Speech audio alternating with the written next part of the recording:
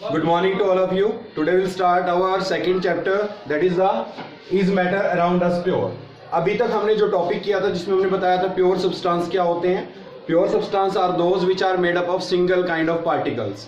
उस पार्टिकल को अगर हम मान के चले वो एटम है तो क्या बताया था, क्या बोलेंगे उसको हम, एलिमेंट. अगर वो प्योर सब्सटेंस जो दूसरा है अगर मॉलिक्यूल हम काउंट करें तो क्या था, कंपाउंड. तो आज जो हम करने वाले हैं वो क्या है हमारा, compound. That is again a pure substance. तो अगर हम इसकी डेफिनेशन बताते हैं तो compounds are the pure substances which are made up of single kind of molecule. उसके अलावा हमारी जो दूसरी डेफिनेशन है जो आपको बड़ा ध्यान से समझनी है, compound is a pure substance made up of the two और more elements chemically combined with one another in the fixed proportion by mass. तो इसमें हम क्या देखते हैं कि जितने भी जो हमारे हैं कंपाउंड वो किससे मिलके बने हैं, एलिमेंट से. और वो कैसे कंबाइन होंगे, केमिकली. और कैसे कंबाइन होंगे, फिक्स्ड मास रेशो के अंदर. उनका जो प्रोपोर्शन होगा मास का वो फिक्स रहेगा. जैसे फॉर एग्जांपल अगर हम CO2 की बात करते हैं, कार्बन डाइऑक्साइड. कार्बन डाइऑक्साइड किससे मिलके बना है, कार्बन और ऑक्सीजन से मिलके बना है. तो इसका मतलब यहां पर जो एलिमेंट है वो कौन कौन से हैं, one is the carbon and other one is the oxygen. अगर हम कार्बन के मास की बात करें तो कार्बन का मास कितना है, 12. और ऑक्सीजन के मास की बात करें तो ऑक्सीजन का एक एटम है उसका मास कितना है, 16. लेकिन यहाँ एटम कितने हैं, 2.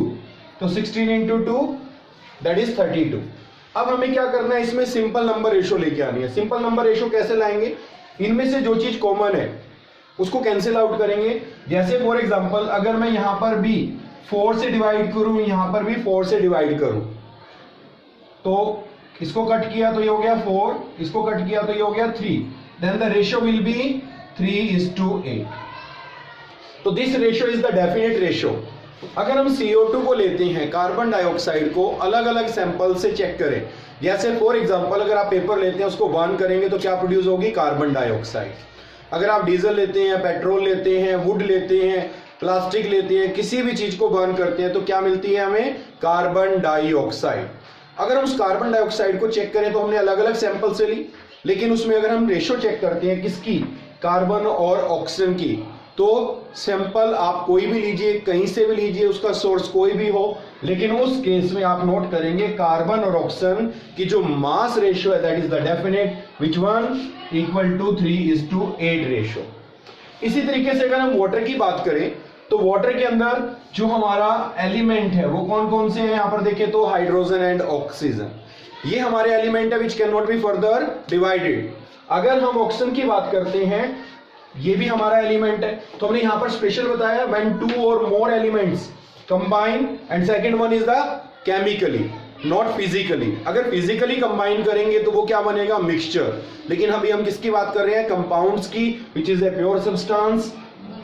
अगर हम यहां पर रेशो चेक करते हैं, अगेन हाइड्रोजन का मास होता है 1, ऑक्सीजन का कितना है 16. लेकिन यहां हाइड्रोजन है कितने, अगर हम इसको थोड़ा इधर करके लिखते हैं 1 इंटू 2. इसमें फिर सिंपल नंबर रेशो लेके आते हैं.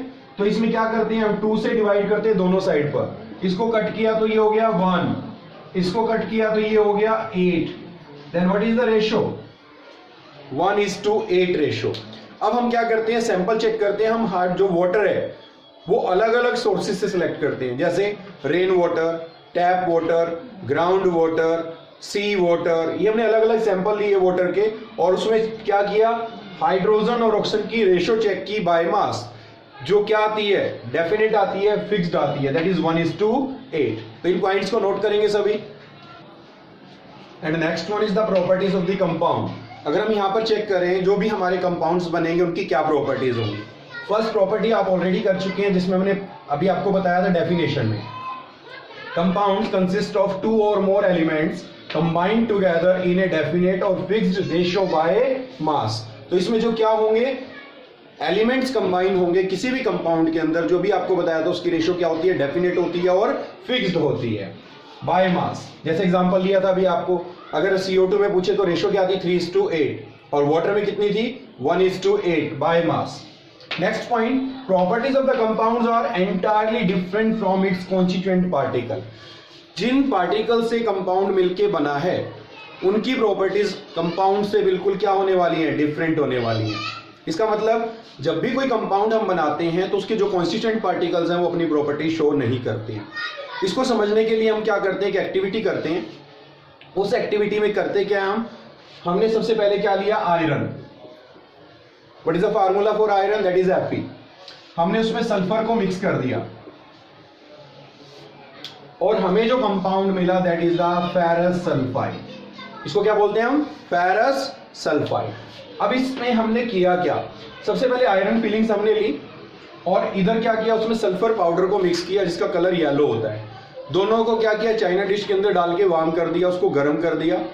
गर्म करने का रीजन क्या है वो आपको नेक्स्ट पॉइंट में क्लियर होगा। अगर हम यहाँ पर इसको गर्म करते हैं तो दोनों कैसे कंबाइन होते हैं, केमिकली।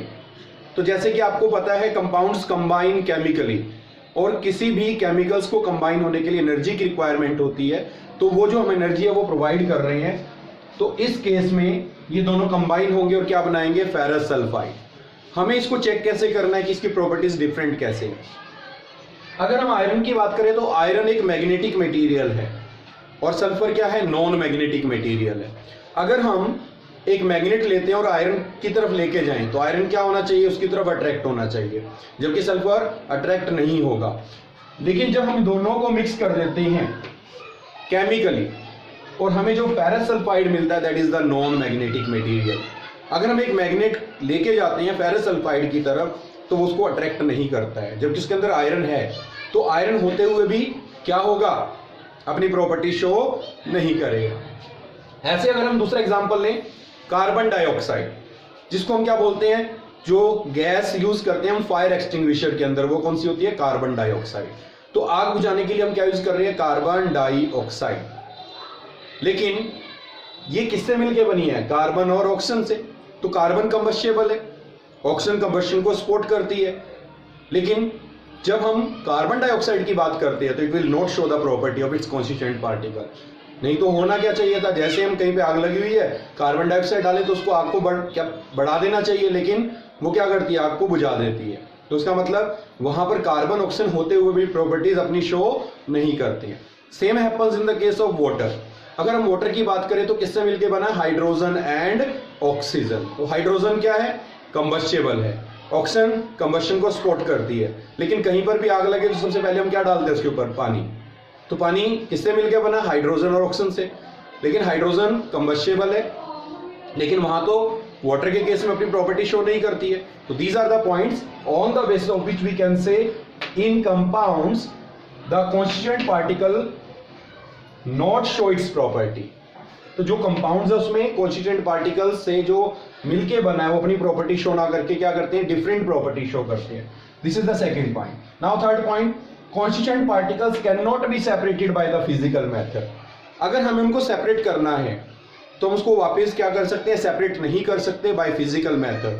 अगर आपको सेपरेट करना भी पड़े तो हम क्या करते हैं, कुछ स्पेशल मेथड करते हैं जिसको हम बोलते हैं केमिकल मेथड्स। उसका रीजन क्या है, क्योंकि अभी आपने नोट किया कि ये कैसे कंबाइन है, chemically not physically, that's why its components cannot be separated by physical method. Fourth point, compound is always homogeneous. जैसे कि अगर हम कंपाउंड्स की बात करें, जब भी एलिमेंट्स कंबाइन होंगे तो उसकी जो रेशियो है वो डेफिनेट है, किसी भी पॉइंट पर चेक करेंगे तो वो क्या रहेगी, सेम रहेगी। यूनिफॉर्म का मतलब क्या होता है, सेम। तो यही रीजन है कि जितने भी हमारे कंपाउंड्स हैं वो क्या होंगे, हमेशा होमोजीनियस।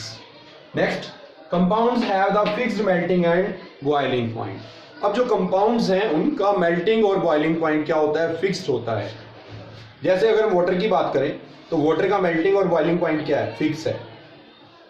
अगर वाटर का मेल्टिंग पॉइंट पूछे आपसे तो that is the 0 degree Celsius. अगर बॉइलिंग पॉइंट पूछे तो that is the 100 degree Celsius. तो that is a fixed quantity.